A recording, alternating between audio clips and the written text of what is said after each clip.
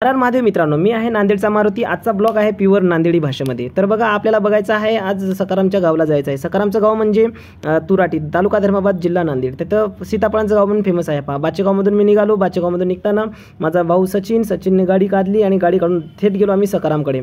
सकाराम भेटताच खूप आनंदित झाला। पहा, तो आर्मीमध्ये भरती आहे आणि तो गावाकडे दिवाळीच्या सुट्टीत नुकताच आलेला होता। पहा, कसं बसं गाडीवर बसलो। सकाराम म्हणला चला पोहून जाऊया।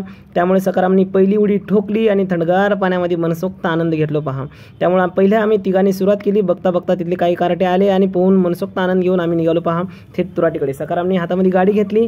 चला म्हणे, मी आज तुम्हाला माझी राईड दाखवतो। बघता बघता सकाराम पडला। पहा, आमच्या तिघांना खूप मार लागलं। थोडक्यामध्ये टोंगळे गुडघे फुटले।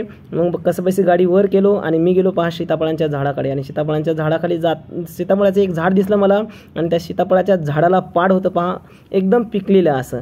मग प्रत्येक झाडाला आम्हाला पाड दिसत होतं। त्यामुळे आम्ही प्रत्येक झाडाच्या पाडाचा जो गोडवा आहे तो आम्ही घेण्याचा प्रयत्न करत होतो। पहा, कोणतंही जे सीताफळ एक पण कच्चं नव्हतं, कारण का प्रत्येक एवढे त्या गावामध्ये झाडं होते की प्रत्येक सीताफळ हे पिकलेलं होतं आणि त्या माणसांना सीताफळाची किंमत चिल्लर वाटत होती। पहा, एवढे सारे सीताफळ आम्ही मनसोक्त खात होतो, मी, सचिन आणि सकाराम।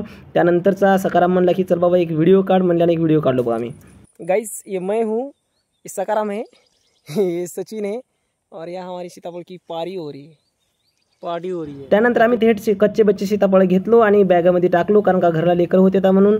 त्यानंतर आम्ही बाईकवर बसलो। पहा, आणि थेट निघालो सकारामच्या घरी। सकारामच्या घरी गेलो, सकारामच्या घर आलं आणि सकारामच्या घरी आमचं मनसोक्त स्वागत झालं। पहा, ही आहे आमची ट्रॉफी। 10वीला मला आणि सकारामला गुणवंत विद्यार्थी म्हणून मिळाली ही ट्रॉफी होती।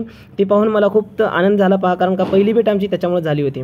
नंतर सकारामचा भाऊ म्हणला योगेश, त्यामुळे आई वगैरे काही नाही, चकली चिवडा खा आणि निघा म्हणला। त्यामुळे चकली चिवडा वगैरे खालो आणि गाडीवर बसलो आणि थेट निघालो आम्ही बाचेगावच्या दिशेने। अशा प्रकारे आमचा ब्लॉग झाला। पहा, ब्लॉग